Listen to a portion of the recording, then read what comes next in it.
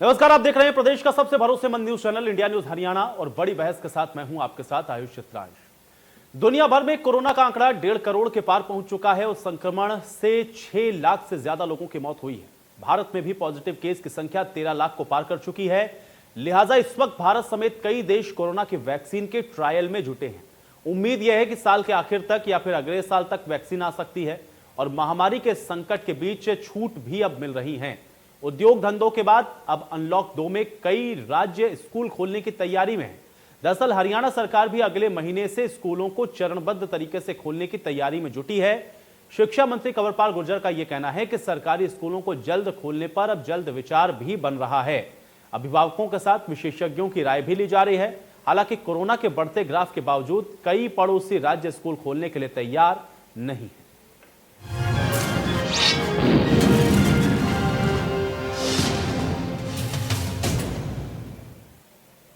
तो शिक्षा मंत्री कंवरपाल गुर्जर की प्रतिक्रिया सबसे पहले आपको सुनवाते हैं और आप सुनिए कि शिक्षा मंत्री की तरफ से हरियाणा के अंदर इस कोरोना काल के बीच में स्कूल खोलने को लेकर के क्या कुछ कहा गया।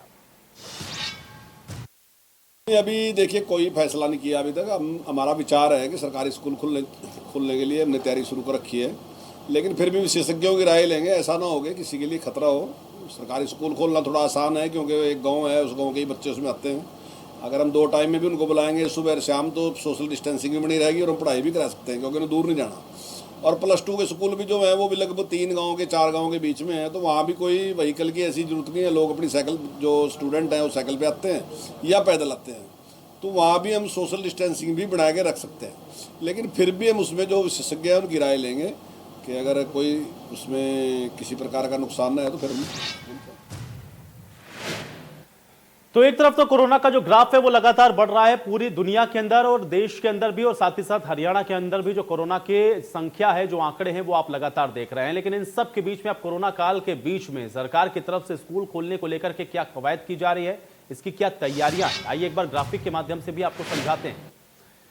तो अगले महीने से स्कूल खुलेंगे, लेकिन चरणबद्ध तरीके से स्कूल खोलने की जो तैयारी है उसमें फिलहाल जो शिक्षा महकमा है वो लगा हुआ है और चरणबद्ध तरीके से ही ये स्कूल खुले जाएंगे। अभिभावकों से सरकार अब राय भी ले रही है क्योंकि तैयारी यह है कि अगले महीने से कुछ सरकारी स्कूल जिनको खोलने का प्लान सरकार बना रही है उसके लिए राय ली जा रही है। स्कूल खोलने के लिए बाकायदा विशेषज्ञों से भी राय ली जाएगी और विशेषज्ञों से राय लेने के बाद, अभिभावकों से राय लेने के बाद ऑनलाइन सर्वे भी होगा। इसमें रायशुमारी भी की जाएगी कि क्या कोरोना काल के बीच में अब जब अनलॉक हुआ है तो क्या स्कूलों को भी अनलॉक करना चाहिए, क्योंकि बच्चों की जो पढ़ाई है वो भी प्रभावित हो रही है। तो ऐसे में अब चरणबद्ध तरीके से स्कूल खोलने की जो कवायद है वो राज्य सरकार के द्वारा की जा रही है।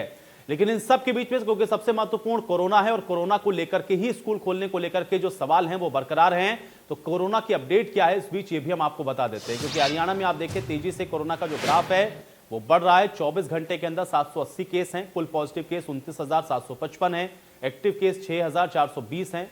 अब तक 382 लोगों की मौत हो चुकी है और 22,953 लोग ऐसे हैं जो कि ठीक हो चुके हैं। ये आज का जो ताजा हरियाणा का कोरोना बुलेटिन है वो भी हम आपको बता रहे हैं। तो कुल मिलाकर के कोरोना की क्या स्थिति है ये आपने देख लिया, साथ ही साथ स्कूल खोलने को लेकर के शिक्षा मंत्री ने क्या कुछ कहा ये भी आपने सुना और उसकी प्लानिंग क्या है वो भी आपने ग्राफिक के माध्यम से समझनी है। अब आज की बड़ी बहस की शुरुआत करें, लेकिन उससे पहले आज के कुछ अहम सवाल उस पर भी नजर डाल लेते हैं, उसके बाद इस चर्चा की शुरुआत करेंगे। आज की बड़ी बहस का पहला सवाल यह है कि कोरोना के काल में स्कूल को खोलना आखिर कितना सही है, क्योंकि ये अपने आप में एक सबसे जायज सवाल है। कोरोना के आंकड़े भी बढ़ रहे हैं, लोग परेशान भी हैं, साथ ही साथ बच्चों की पढ़ाई कैसे हो ये भी चिंता का विषय है। तो अब कोरोना काल में स्कूल खोलना कितना सही, इस पर भी आज चर्चा।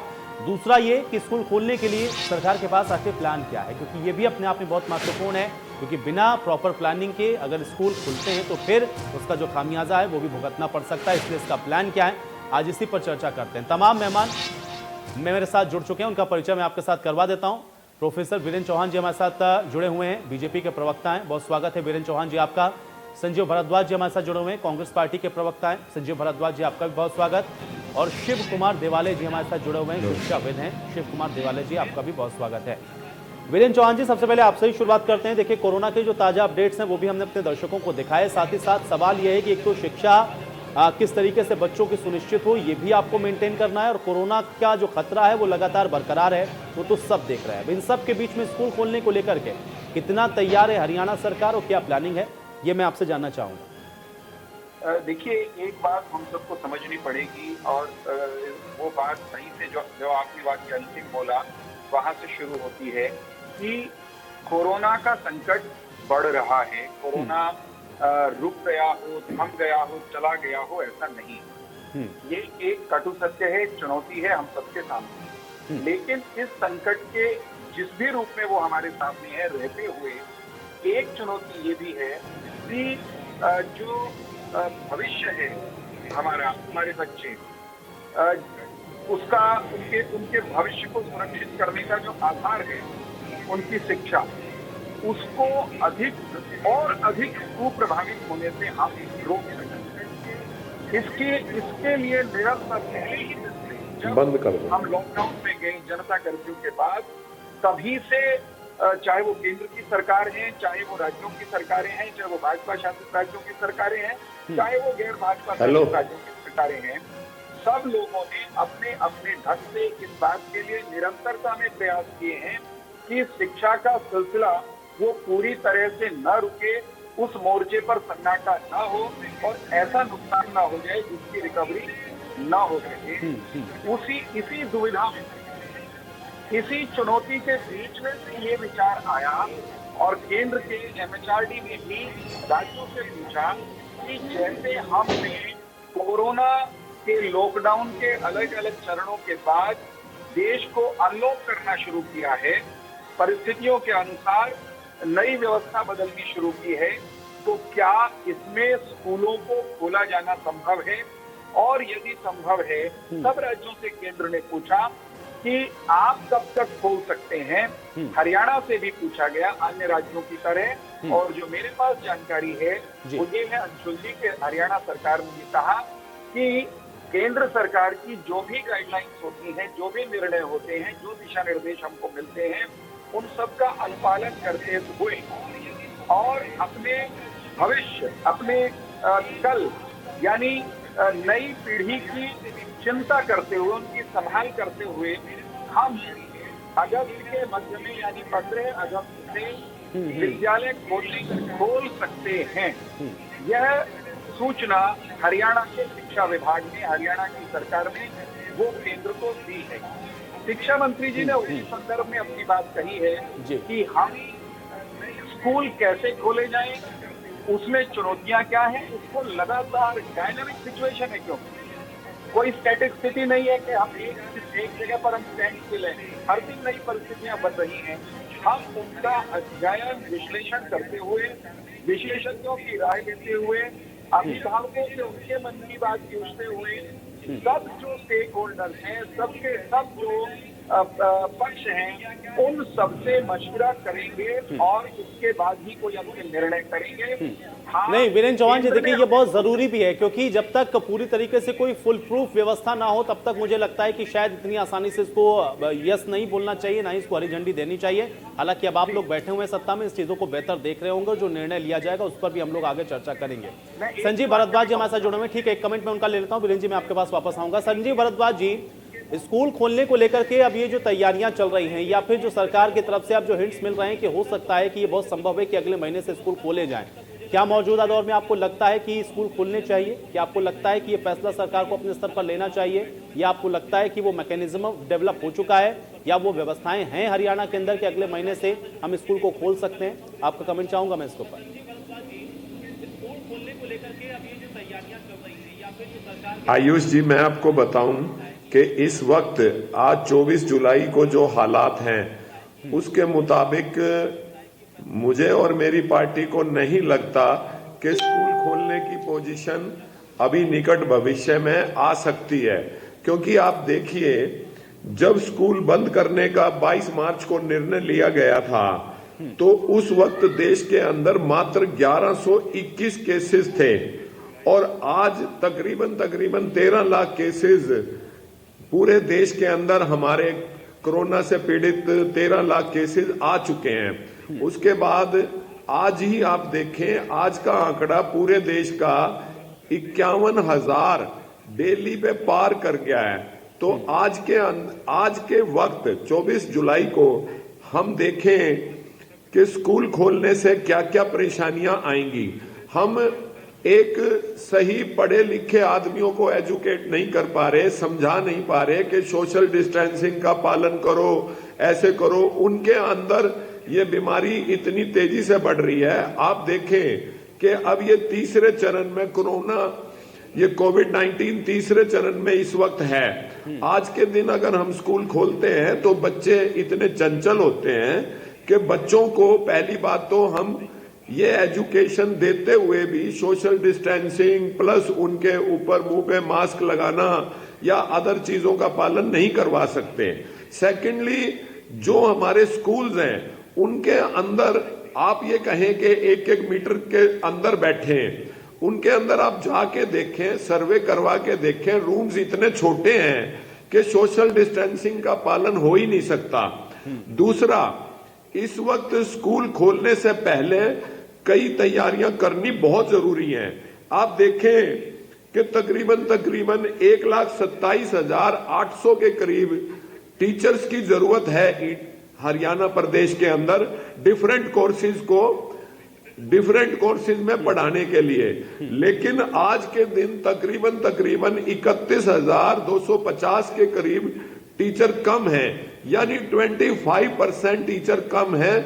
बहुत से स्कूल्स तो ऐसे हैं जिस पूरे स्कूल में 2-2, 3-3 टीचर ही रह गए हैं। तकरीबन रिटायर जो हो रहे हैं, सरकार ने कोई व्यवस्था नहीं करी। 12,000 कुछ टीचर लगाए भी हैं, लेकिन फिर भी वो अस्थायी तौर पर टीचर्स हैं, वो इतनी रिस्पॉन्सिबिलिटीज को प्रॉपर ढंग से लेते हैं या नहीं लेते, ये भी संशय है इस बात पे भी।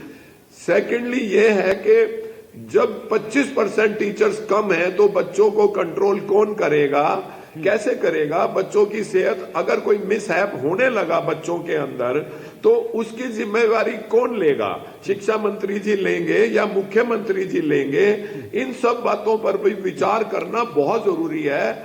हम ये समझते हैं, मैं और मेरी पार्टी ये समझती है कि देखिए ये तो हालात नहीं, ये तो ऑनगोइंग प्रोसेस है, वो तो अभी प्रोसेस में है। देखिए सरकार ने ये नहीं कहा कि वो खोलने ही वाली है, वो ये कह रहे हैं कि वो तो अभिभावकों के भी साथ, एक्सपर्ट्स के भी साथ, सभी के साथ चर्चा करने के बाद अगर कोई मैकेनिज्म डेवलप होता है, ये लगता है कि हम इस स्थिति में खोला जाएगा।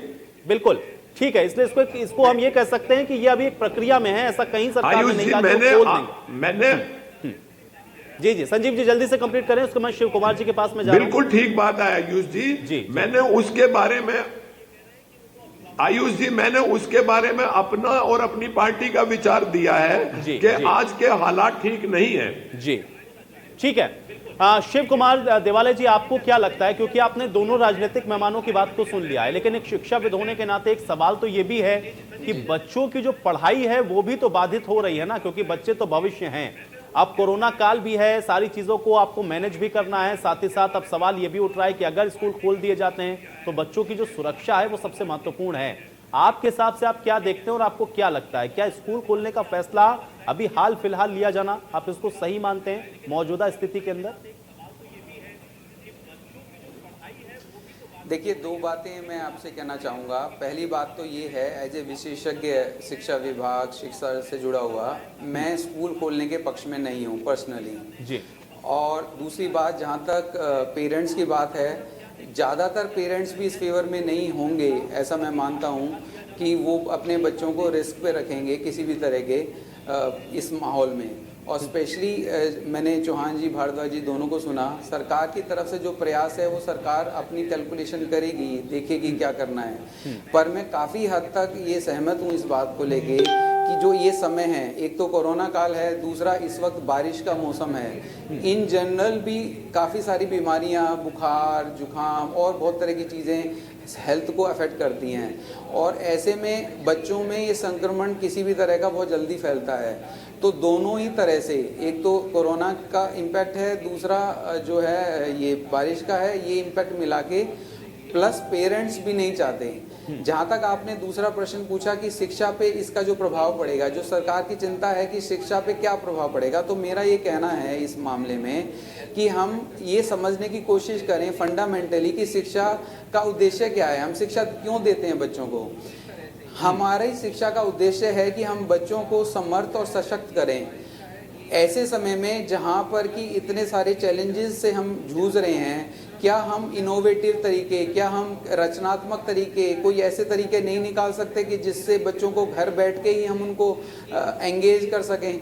फॉर एग्जाम्पल, जब हम बात करते हैं एकेडमिक बुक्स को पढ़ाने की, तो अल्टीमेटली बुक्स को पढ़ाने का उद्देश्य क्या है कि वो एक अच्छा नागरिक बने, अच्छी सी शिक्षा ग्रहण करे और वो जीवन में उसको व्यवहार में लाए। ये समय बहुत उपयुक्त है इस चीज़ को समझने का, सोचने का और सारे शिक्षा से जुड़े हुए लोगों को विचार करने का, कैसे हम बच्चों को एंगेज कर सकते हैं घर में रहते हुए। मेरा पर्सनली ये मानना है कि इस वक्त विचार विमर्श किया जा सकता है, उसमें कोई शक नहीं है, वो एक प्रोसेस है, वो होती रहनी चाहिए कि कब से स्कूल खोलने चाहिए।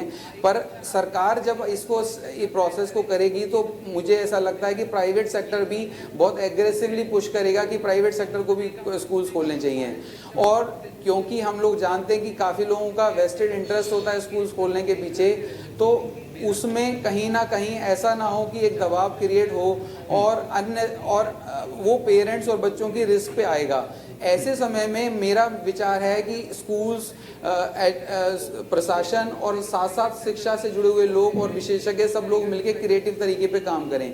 हमारी शिक्षा में ऐसे बहुत सारे तरीके हैं जहां हम डिस्टेंस से बच्चों को बिना डिजिटल के भी पढ़ा सकते हैं। क्यों ना हम ऐसी एक्टिविटी बेस्ड एजुकेशन डेवलप कर लें इस समय में, जिससे हम बच्चों को प्रोजेक्ट बेस्ड एजुकेशन डेवलप कर लें, हम छोटे छोटे उनको काम दे सकें जिससे वो घर में एंगेज हों और वो इस स्थिति को समझते हुए ना केवल अपनी शिक्षा, मैं आपको एक बात बताना चाहता हूँ, हमें ऐसा लगता है कि स्कूल में आके ही शिक्षा हो सकती है, टीचर पढ़ाएगा तो शिक्षा होगी। अल्टीमेटली टैलेंट बच्चे के अंदर होता है, उसे दिशा देने की ज़रूरत होती है। अगर उसको एक माहौल पैदा किया जाए, घर के अंदर कुछ असाइनमेंट्स दिए जाएँ, काम दिया जाए करने के लिए, एंगेज किया जाए, तो बच्चा को पता ही नहीं पड़ेगा कि वो पूरा दिन क्रिएटिव है, बिजी है और वो ज़्यादा खुश है। तो आज बिल्कुल शिव कुमार जी, जो आपने बात की है ठीक है, देखिए उसका मैं जवाब दे लेता हूं क्योंकि हमारे साथ वीरेंद्र जी मौजूद हैं, वो बेहतर बताएंगे इन चीजों को। और वीरेंद्र जी, मैं चाहूंगा कि जब आप संजीव भारद्वाज जी की बात का भी साथ में देते चलिएगा और खासतौर से प्लानिंग क्या है आप लोगों की, थोड़ा उसको भी समझाइएगा। देखिए, मैं सबसे पहले तो ये कहूंगा कि हमारे शिक्षाविद जो कह रहे हैं कि कुछ वेस्टेड इंटरेस्ट हो सकते हैं प्राइवेट सेक्टर में स्कूल खोलने के लिए, वो दबाव बनाए और भविष्य जो है हमारे बच्चे को खतरे में पड़ सकते हैं। तो एक बात मैं आपके माध्यम से, इस कार्यक्रम के माध्यम से सरकार की ओर से बिल्कुल स्पष्ट शब्दों में बताना चाहता हूँ और इसमें कहीं कोई किसी भी तरह की संशय की गुंजाइश नहीं है। सरकार हरियाणा के हर बच्चे की, हर विद्यार्थी की अभिभावक ही है।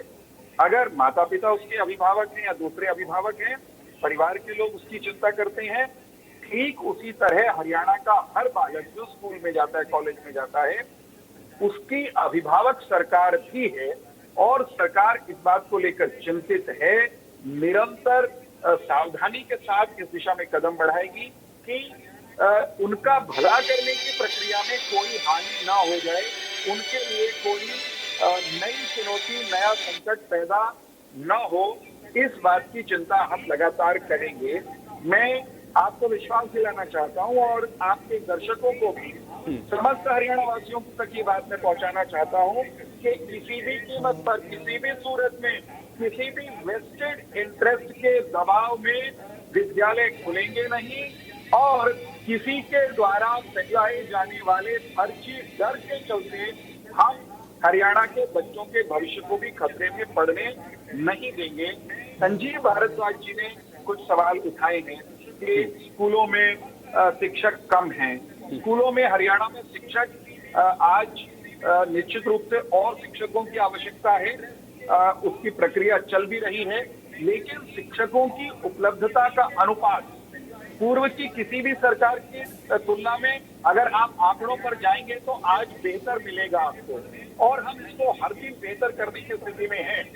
कोरोना के काल में पाठ्यक्रम कम करना पड़े, कक्षा की जो अवधि है उसको कम करना पड़े, वो करके और विद्यालयों को 2-2 शिफ्ट में भी अगर चलाना पड़े, सोशल डिस्टेंसिंग को लागू करने की जिद करते हुए, अनुशासन बनाए रखने की प्रक्रिया को आगे बढ़ाते हुए, तो भी हम करने का प्रयास करेंगे।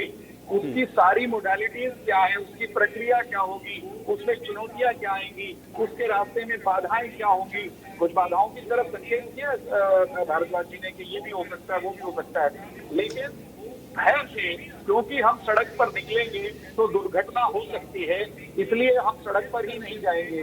क्योंकि मैं गाड़ी में बैठूंगा और मेरी गाड़ी किसी से टकरा भी सकती है, इस भय से सड़क पर निकलना आज तक किसी ने छोड़ा नहीं है। सब सावधानियों के साथ, सब नियमों का पालन करते हुए, सब चौकसियां बरतते हुए, सारी व्यवस्थाओं को चाक चौबंद करते हुए ही हरियाणा के बच्चों के भविष्य, हरियाणा के भविष्य के हित में हम निर्णय लेंगे। रही बात भारद्वाज जी की पार्टी के स्टैंड की, तो मैं दो बातों को विनम्रता से अलग करना चाहता हूं। भारद्वाज जी हरियाणा के नागरिक के नाते आप और आपकी पार्टी, आपके नेता अपने सुझाव दें, उनका स्वागत है, लेकिन सियासत के चक्रव्यूह में उलझेंगे या उलझाने की कोशिश करेंगे तो आप ना अपना हित करेंगे ना हरियाणा का हित करेंगे। हरियाणा मैं भारद्वाज जी की पार्टी या भारद्वाज जी उस पार्टी के प्रतिनिधि हैं, अंशुल जी, इस बात से कोई इनकार नहीं कर सकता कि जो ना इस देश की सरकार पर भरोसा करती है, ना इस देश की सेना पर भरोसा करती है, ना इस देश के नागरिकों के विवेक, बुद्धि, उनकी समझ पर भरोसा करती है। इनको चीन पर भरोसा हो जाता है, इनको पाकिस्तान पर भरोसा हो जाता है, लेकिन देश की सेना, सेनापति, देश के प्रधानमंत्री, सब पर इनको अविश्वास है। इस अविश्वास के चक्रव्यूह से कांग्रेस को निकलना चाहिए। संकट का समय है, सरकार और ठीक है, चलिए वीरेंद्र जी, अब मैं जवाब ले लेता हूँ। संजीव जी मुस्कुरा भी रहे हैं और वो कुछ कहना भी चाह रहे थे। संजीव भारद्वाज जी जरा जवाब दें। मैं आयुष जी आपको बताऊं, वीरेंद्र जी की बात का एक एक करके जवाब देता हूं।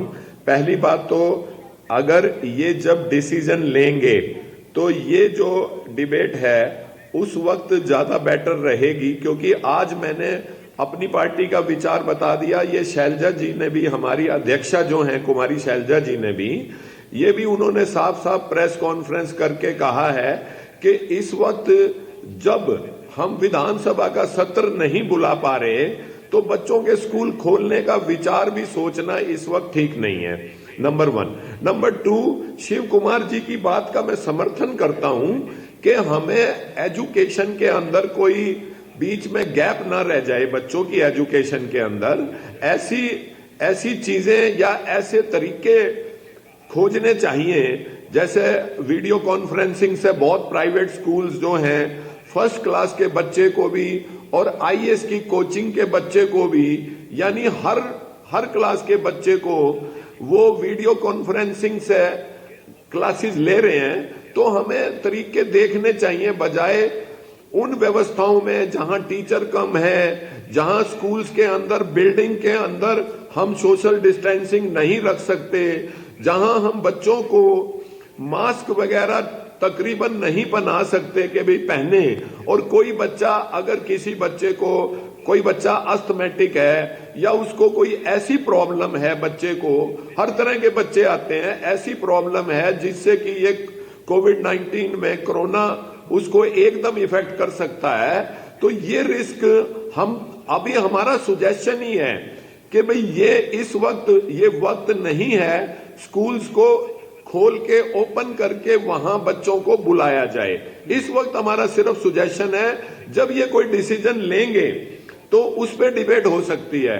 जहां तक ये बार बार ये कहते हैं कि हमारी पार्टी के टाइम में ये चीज थी, ये कम थी, ये नहीं थी, मैं वीरेंद्र भाई को बता देना चाहता हूं, अब तो 6 साल हो गए, अब ये बातें तो खत्म कर दो, अपनी बातें बताओ कि आपने 6 साल में इस संख्या को, जो आप ये वादा करते हो कि हम राम राज ला दिया, हमने हर व्यक्ति का ध्यान रखा, तो हमारी 6 साल पुरानी बातों को खत्म करके अपनी उपलब्धियों का बखान करोगे तो ज्यादा अच्छा रहेगा।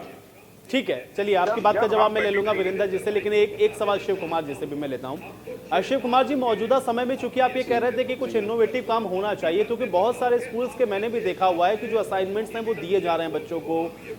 ऑनलाइन क्लासेस की भी कुछ व्यवस्थाएं मैंने देखी हैं कि बच्चों को असाइनमेंट भी मिलता है, बच्चों को क्रिएटिव वर्क में लगाया जा रहा है। क्या इसको एक बड़े पैमाने पर या ब्रॉड लेवल पर भी होना चाहिए, और सरकार भी अगर इस अपने स्तर पर इस प्रयास में लग जाए तो स्कूल खोलने से ज्यादा बेहतर ये होगा कि उनको इस तरीके से एंगेज किया जाए, या उनको एक नए तरीके से जो एजुकेशन है डिजिटल माध्यम से वो दी जा सकती है?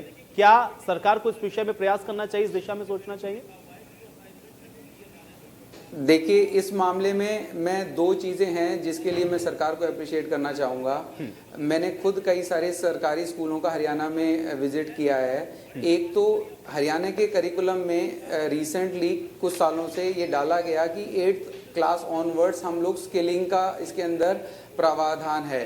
कई सारे स्किल के कोर्सेज 9, 10, 11, 12 के बच्चे कर रहे हैं जो जॉब ओरिएंटेड हैं, वो ऑलरेडी इन प्लेस हैं। उसके लिए अलग से टीचर्स भी हैं स्कूलों के अंदर जो बाहर से रखे जाते हैं, उनको सिखाए जाते हैं। मैंने भी कई सारे सेशंस उन स्कूलों में लिए हैं, तो ऑलरेडी वो एक चीज़ इम्प्लीमेंटेड है। मेरा ये विचार है ऐसे समय में उस चीज़ को हम एक्सपेंड कर सकते हैं और वो घर बैठे ही उन बच्चों को उन स्किल बेस्ड चीज़ों को बढ़ा सकते हैं। एक तो ये बात है। दूसरी बात है, ऑलरेडी डिजिटल एजुकेशन में हरियाणा सरकार का जो मैंने देखा है ऑलरेडी काफ़ी काम हो चुका है। तो जिस तरह से प्राइवेट सेक्टर डिजिटली बच्चों को घर तक पहुंचा रहा है बहुत सारी चीज़ें, हरियाणा सरकार भी, मुझे वो पता नहीं है कि वो प्रोजेक्ट किस स्टेज में कहाँ अटका हुआ है, पर वो काफ़ी सारी रिकॉर्डिंग्स क्लासेस की, काफ़ी सारे सेशंस ऑलरेडी सब हैं। तो क्यों नहीं कि वो एक्सपेंड किए जा रहे हैं और उनमें अगर कोई बॉटल नेक है तो उसको दूर किया जा रहा।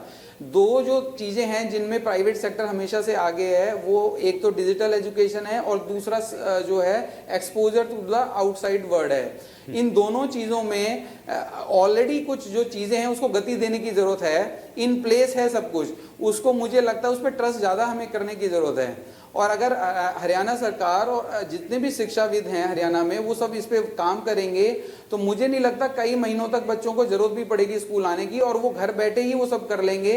सारे गैप्स उनके पढ़ाई के पूरे हो सकते हैं। वीरेंद्र जी। जी, मुझे इसमें ये जोड़ना है, मैं सहमत हूँ शिव जी की बहुत सारी बातों से, और उन्होंने ये जो बिंदु जो सरकार का एप्रिशिएट किया है ये सच्चाई है। मैं इसको थोड़ा विस्तार देना चाहूंगा। जैसे हरियाणा में कोविड काल में प्राइवेट स्कूलों ने, देश के दूसरे हिस्सों में भी हरियाणा की हम बात करें तो हरियाणा में टेक्नोलॉजी का, आईटी का इस्तेमाल करते हुए कहीं वीडियो कॉन्फ्रेंसिंग के माध्यम से, कहीं व्हाट्सएप के माध्यम से, कहीं ईमेल के माध्यम से, कहीं सैटेलाइट टेलीविजन का इस्तेमाल करके, कहीं केबल नेटवर्क का इस्तेमाल करके जो जो उपकरण संभव थे, जो जो माध्यम संभव थे, उनका उपयोग करके शिक्षा के सिलसिले को एकदम थमने नहीं दिया।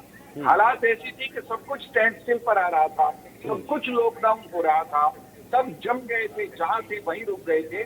उसके बावजूद शिक्षा की सरिता वो एकदम एक दिन के लिए भी नहीं था, वो किसी न किसी मात्रा में निरंतर चलती रही है और वो उसने बहुत विस्तार किया है।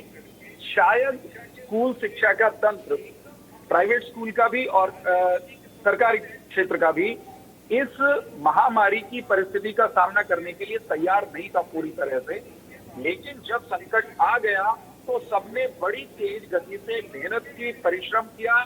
सरकारी स्कूलों के अध्यापकों ने अपनी स्किल्स को भी अपडेट किया, अपग्रेड किया और विद्यार्थी तक अध्ययन सामग्री पहुंचाने की पुरजोर कोशिशें ग्रामीण विद्यालयों में, ग्रामीण विद्यार्थियों तक, इवन जो श्रमिक के बच्चे हैं जिनके पास शायद स्मार्टफोन भी नहीं होगा, वहां तक भी किसी न किसी माध्यम से कुछ अध्ययन सामग्री पहुंचे। इसके प्रयास स्कूल के शिक्षकों ने, सरकारी स्कूल के शिक्षकों ने भी किए हैं, इस बात से इनकार नहीं किया जा सकता। हाँ, इसको और अधिक गति देने की आवश्यकता है।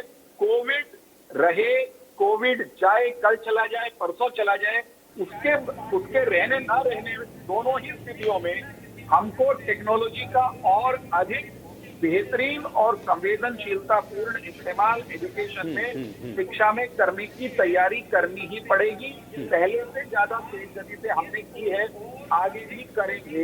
एक्सटेंसिवली हमने टेक्नोलॉजी का इस्तेमाल सरकारी क्षेत्र में भी हरियाणा में किया है।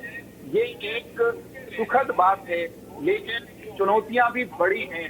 ये चुनौती निश्चित रूप से है। मैं एक दिन एक चर्चा में था, ये बात निकल करके आई, शिक्षकों ने बताया कि ऐसे स्थान भी हैं जहां आप व्हाट्सएप से सामग्री भेज रहे हैं। एक परिवार के 3 बच्चे हैं, पूरे घर में एक फोन है, उस पर सामग्री जानी है। वो फोन पिता जो कि मजदूर हैं, वो जहाँ दिहाड़ी करने जाते हैं वो लेकर के चले जाते हैं। तो जिस समय स्कूल चल रहे हैं उस समय वो फोन उपलब्ध नहीं है, और जिस समय वो फोन उपलब्ध है उस समय 3 बच्चों को उसी पर अपना होमवर्क पाना है या करना है या रिस्पॉन्ड करना है। तो इस तरह की चुनौतियां भी हैं। बहुत सारे ऐसे भी विद्यार्थी होंगे सरकारी विद्यालयों में पढ़ने वाले, ग्रामीण क्षेत्र के भी वो हो सकते हैं, वो झुग्गी झोपड़ियों के भी हो सकते हैं। हरियाणा के कुछ हिस्सों में, बड़े शहरों में ऐसी झुग्गी झोपड़ियों में रहने वाले बच्चे भी होंगे जहां शायद फोन भी उपलब्ध नहीं है। ऐसे भी कुछ क्षेत्र, इंटरनेट का बहुत विस्तार हुआ इस सरकार में। नहीं, बिल्कुल। देखिए वीरेंद्र जी, आप कह रहे हैं क्योंकि, और इसी बात का जिक्र बार बार होता है जब भी चर्चा खासतौर से ये डिजिटल एजुकेशन को लेकर होती है, तो ये एक बड़ी समस्या आती है। यही तो सवाल सबसे महत्वपूर्ण है ना कि इन सारी चीजों से निपटने का क्या प्लान है आप लोगों के पास? इससे कैसे आप लोग निपटेंगे? इसका क्या मैकेनिज्म है? क्योंकि अगर कोरोना काल में सारी चीजें बेहतर अगर नहीं होती हैं तो फिर आपको इसी माध्यम पर जाना होगा, और इस माध्यम पर अगर आप जाएंगे तो फिर ये जो चुनौतियां जिनका जिक्र आपने खुद किया, इनसे कैसे निपटेंगे? जो चुनौतियां सामने आ रही हैं, हम हर चुनौती से निपटने की तैयारी में हैं। सोशल डिस्टेंसिंग का एक पहला सवाल है कि स्कूल अगर खोलते हैं, हम स्कूल खोलने जैसी स्थिति बनती है, हम पेरेंट्स का, अभिभावकों का विश्वास भी डिफरेंस की स्थिति में आ जाते हैं, और हम सबको लगता है, अभिभावकों को भी, सरकार को भी, कि नहीं भाई स्कूल तो हमको खोलने चाहिए। तो सोशल डिस्टेंसिंग, क्लासरूम का साइज वो छोटा है मान लीजिए, उसमें निकट बैठते हैं, तो फिर इसका एक विकल्प निकाला गया, सोचा गया कि स्कूल एक ही कक्षा वो 2 टुकड़ों में लग सकती है, सुबह शाम में भी लग सकती है। कक्षा की शिक्षक सीमित संख्या में है, वही 19 शिक्षकों ने पढ़ाना है, तो वर्कलोड बढ़ेगा, 2 गुना हो जाएगा। उस वर्कलोड को बैलेंस करने के लिए क्लासरूम की यानी जो कक्षा की अवधि, उसको घटाया जा सकता है। इंफ्रास्ट्रक्चरल जो एक्सपेंशन है, जहां कहीं इंटरनेट नहीं पहुंच रहा वहां तेजी से पहुंचे, प्रक्रियाधीन जो चीजें हैं वो तीव्र गति से बढ़ पाए। कहने का अभिप्राय ये कि जहां जो परेशानी, संकट, चुनौती आ रही है, हम उसकी पहरेदारी कर रहे हैं, और जैसी जहां आवश्यकता है उसका उत्तर देने की, जवाब देने की हमारी तैयारी। ठीक है वीरेंद्र जी, हम लोग भी यही आशा करेंगे कि कम से कम इन सवालों के जवाब हो जाएं और आप लोग जल्द से जल्द इनकी व्यवस्था करें, ताकि बच्चों की जो पढ़ाई है दरअसल वो प्रभावित ना हो, कंटिन्यूटी में बनी रहे। संजीव जी, क्या कहना चाह रहे थे आप? मैं वीरेंद्र भाई की कुछ बातों से सहमत हूं। वीरेंद्र भाई ने हमें, मेरे साथी प्रवक्ता वीरेंद्र जी ने बताया कि हम सुझाव के लिए तैयार हैं। मैं उनको कहना चाहता हूं कि कांग्रेस पार्टी इस महामारी के वक्त में कोई राजनीति करने के मूड में कोई नेता नहीं है। जब भी सरकार कोई ऐसा कोई प्रोग्राम रखेगी, कोई कमेटी बनाएगी, सलाह लेगी, तो हमारी पार्टी का कार्यकर्ता से लेकर शीर्ष नेता तक हमेशा उस सलाह देने के लिए तैयार रहेगा, नंबर 1।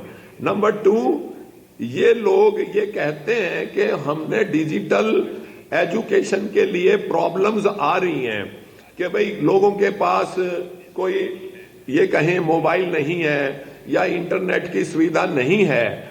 जहां सरकार इतने वादे करती है कि हम लोगों को इतने रुपए रोज या हर महीने देते हैं, ये करते हैं, तो हमारी पार्टी का एक सुझाव ये भी है कि अगर बच्चों के भविष्य की हमें चिंता है और सरकार इस बारे में सीरियस है, तो अगर सरकार और कामों के लिए लोन ले सकती है, कर्जा ले सकती है, तो हमारी पार्टी से अगर बच्चों को मोबाइल फोन और इंटरनेट मुहैया करवाने के लिए भी कोई कर्जा ये लेना चाहेंगे, शायद मेरी पार्टी का कोई नेता उसका विरोध नहीं करेगा। ये बात कमेटी बना के हमारी पार्टी को विश्वास में या और सभी पार्टी को विश्वास में लेके अगर करेंगे तो बच्चों को डिजिटल एजुकेशन के लिए जितनी चीजें हैं, शिव कुमार जी बिल्कुल ठीक बोल रहे हैं, जितनी चीजें हैं कर्जा छोड़ के गए थे, इन्होंने इतना कर्जा प्रदेश के और प्रदेशवासियों के ऊपर बढ़ा दिया। क्योंकि हर चर्चा में आप लोग ये बात कहते हैं, हुड्डा जी का भी बयान मुझे याद है, पहले कहते थे कि कोरोना से निपटने के लिए साहब ले लीजिए, और उसके बाद आप कहते हैं कि देखिए अब तो कर्जा बढ़ रहा है। तो ये दो तरीके की चीजें नहीं होनी चाहिए, एक स्टैंड पर रहिएगा। अब आपने कहा है अगर ये कर्जा लिया जाता है तो फिर थोड़ा उसको माइनस कर दीजिएगा, नहीं चर्चाओं में बैठिएगा। क्या ठीक है, बच्चों के डिजिटल एजुकेशन के लिए था, हमने इसके लिए माफ किया। आयुष जी, पहली बात तो ये कि इसके लिए बच्चों के लिए इतना कर्जा नहीं लेना पड़ेगा। पहली बात तो इतना कर्जा नहीं लेना पड़ेगा, लेकिन मैंने एक हद की बात कही है। यदि मैंने बोला यदि अगर लेना पड़े तो हमारी पार्टी के शायद इसके लिए चर्चा की जरूरत होगी, और वो हद भी मुझे लगता है कांग्रेस पार्टी बता देगी कि भाई लिमिट क्या होगी, लिमिट क्या होगी, ये भी कांग्रेस पार्टी बताएगी। ठीक है, लेकिन कोशिश होनी चाहिए। चलिए, विपक्षी दल की तरफ से सुझाव है तो होना चाहिए ये भी कि इनको भी शामिल करें और बातचीत हो। वो तो कमेटी बैठ के ठीक है। वीरेंद्र जी, देखिए मैं आपके पास आऊंगा, लेकिन एक सवाल मैं शिव कुमार जी से और ले लेता हूं। वीरेंद्र जी, मैं आपके पास आता हूं बाद में। शिव कुमार जी, मुझे ये बताइए, क्योंकि बच्चों की एजुकेशन पे इसका प्रभाव क्या पड़ता है वो आप देख रहे हैं। ठीक है, आप फौरी तौर पे बहुत व्यवस्थाएं कर सकते हैं, आप डिजिटल माध्यम से भी बच्चों को पढ़ा सकते हैं, लेकिन स्कूल में जो प्रॉपर क्लास लगती है उसका फुल रिप्लेसमेंट तो ये नहीं हो सकता, और जितना डिले होगा उसका क्या इंपैक्ट एजुकेशन के ऊपर पड़ता हुआ आप देखते हैं एज ए शिक्षाविद। देखिए, मैं इस क्वेश्चन का आंसर करने से पहले एक और चीज़ बोलना चाहूँगा। जो भी हमारी खर्चे की बात हो रही थी डिजिटल एजुकेशन को लेके, इसमें बहुत सारे ऐसे तरीके हैं, 2-3 मैं शेयर करना चाहूँगा, जिनसे खर्चा भी कम होगा और उसका असर भी ज़्यादा होगा। पहली बात, अभी जो प्रश्न हुआ कि लाइव क्लासेस देने का, बहुत सारे प्राइवेट स्कूल्स लाइव क्लासेस दे रहे हैं। इस वक्त लाइव क्लासेस देने की आवश्यकता नहीं है, उसके अंदर इंटरनेट भी उसी वक्त चाहिए होता है, बच्चा भी, फोन भी, सब चाहिए होता है। इसके अंदर रिकॉर्डेड लेक्चर्स बच्चों को दिए जा सकते हैं। रिकॉर्डेड लेक्चर्स बहुत अच्छा तरीका है, कई बार बच्चा उसको देख सकता है। दूसरी बात, रिकॉर्डेड लेक्चर्स ऑलरेडी बहुत सारे कोर्सेज के बने हुए हैं अलग अलग जगह पे, उनको केवल इस्तेमाल करना है। दूसरी बात, जो रिकॉर्डेड लेक्चर्स देने का तरीका है वो तरीका भी बहुत आसान है। एक तो हम टीवी के माध्यम से भी क्लास बाय क्लास शेड्यूल बना के टेलीविजन के थ्रू भी उन बच्चों को पहुंचा सकते हैं हरियाणा में, जिसका ज्यादा खर्चा नहीं होगा क्योंकि हर घर में एक टीवी है। दूसरी बात, हम गांव पंचायत के अंदर भी बड़ी स्क्रीन्स लगा के भी और वो सब कर सकते हैं। हम बच्चों के ग्रुप्स बना के भी उनको छोटे छोटे, एक गांव में 3-4 एलईडी अगर दे दी जाएं तो बहुत आसानी से सभी क्लास के बच्चे कवर हो सकते हैं। तीसरी बात ये है कि जो आपने बात बोली अब कि आप बच्चों के भविष्य पे क्या असर पड़ेगा, इस वक्त की स्थिति क्या है, इस वक्त बच्चे कर क्या रहे हैं, पहले तो हमें ये जानना जरूरी है। इस वक्त बच्चों का जो स्टडीज से डिटैचमेंट हो चुका है, उनको पढ़ाई करने में मन नहीं लग रहा है। वो घर में कोरोना काल का इंपैक्ट ऐसा है कि बड़ा हो या छोटा हो, हर कोई एक साइलेंस मोड में चला गया है, तो वो बहुत ज्यादा उत्साहित नहीं है पढ़ाई करने के लिए। इस वक्त बच्चे को एंगेज करने की जरूरत है, उसको इन्वॉल्व करने की जरूरत है। तो जब हम कुछ दें, हम मान लो जैसे हम होमवर्क में जब छुट्टियां होती थी तो बच्चों को होमवर्क दिया करते थे, क्यों ना हम अगले 1 महीने के लिए कुछ ऐसी एक्टिविटीज उन सब बच्चों को क्लास के हिसाब से दे दी जाए जिससे वो बच्चा इन्वॉल्व हो जाए घर के अंदर ही। उसे वो प्रेजेंट, जब भी स्कूल खुलेंगे उन्हें वो लेके आना होगा।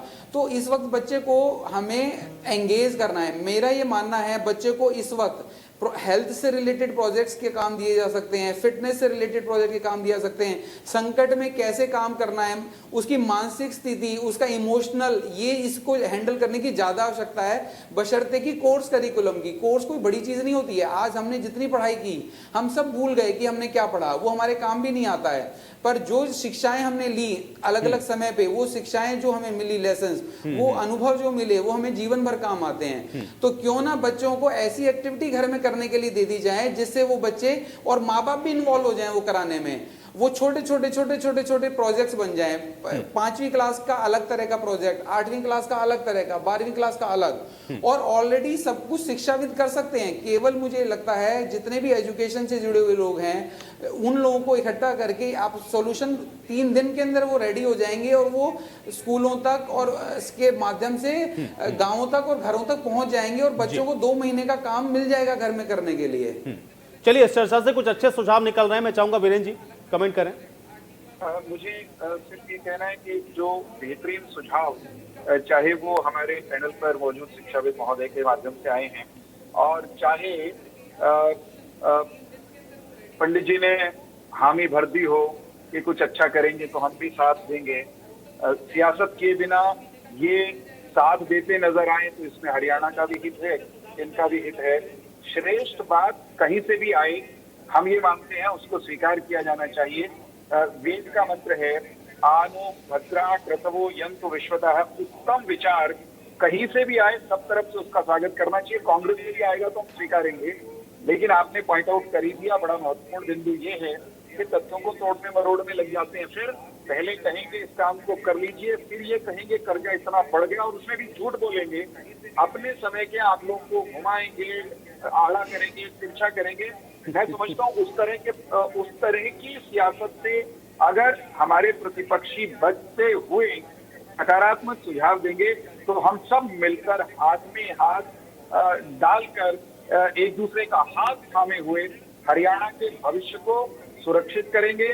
स्कूल खुलेंगे साहब, जो शिक्षा मंत्री जी ने कहा जल्द से जल्द हम कोशिश करेंगे खोलेंगे, लेकिन खोलेंगे तब जब आप अर्थात अभिभावक और सरकार, जो कि सबकी सामूहिक अभिभावक है, सब मिलकर एक दूसरे का विश्वास जीत लेंगे और इस बात को लेकर आश्वस्त हो जाएंगे कि विद्यालय में जाने वाला हमारा कोई भी बच्चा वो खतरे से एक्सपोज नहीं होगा।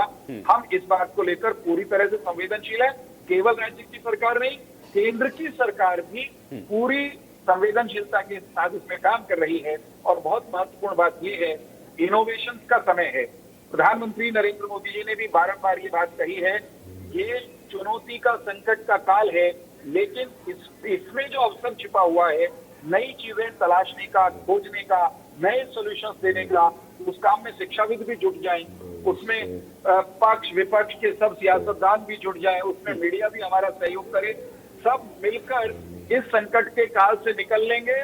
और फिर राजनीति पुराने अंदाज में भी किसी को करनी होगी तो बिल्कुल नहीं। वीरेंद्र जी देखिए, हम लोग भी उम्मीद यही करते हैं जितनी स्मूथ आज ये चर्चा रही है, जिसमें कोई आरोप प्रत्यारोप नहीं, कोई किसी तरीके का कटाक्ष नहीं, अगर इसी तरीके से यही स्मूथ रास्ता निकलता रहे और कोई रास्ता निकल जाए बच्चों के भविष्य को लेकर तो बहुत बेहतर होगा। एक और कमेंट में संजीव जी का भी मैं चाहूंगा। संजीव जी कुछ कहना चाह रहे थे बहुत जल्दी से। टिप्पणी अगर आप मुझे जी ठीक है, आप वीरेंद्र जी आप कंप्लीट करिए, उसके बाद मैं संजीव जी के पास जा रहा हूँ। वीरेंद्र जी छोटी सी पंडित जी एक क्षण दे दीजिए मुझे। मैं चाह रहा था कि डिजिटल प्रणाली आईटी के माध्यम से घर में बैठे बच्चों तक शिक्षा सामग्री पहुंचाना या उनको पढ़ाना, आगे बढ़ाना, ये हमारी आज की विवशता तो हो सकती है, लेकिन मैं हमारे शिक्षाविद मित्र के सुझाव से पूरी तरह सहमत हूँ कि ये 100% पूर्णता में संपूर्ण विकल्प भी नहीं हो सकता। ये यूं कहिए कि इंटरिम उपाय हो सकता है, और इस प्रणाली के अपने संकट हैं, इसके कारण अपनी समस्याएं कुछ पैदा होंगी, हमको उनकी भी बिल्कुल उनका भी ध्यान रखना होगा। ठीक है, चलिए संजीव जी बहुत जल्दी से आपका फाइनल कमेंट।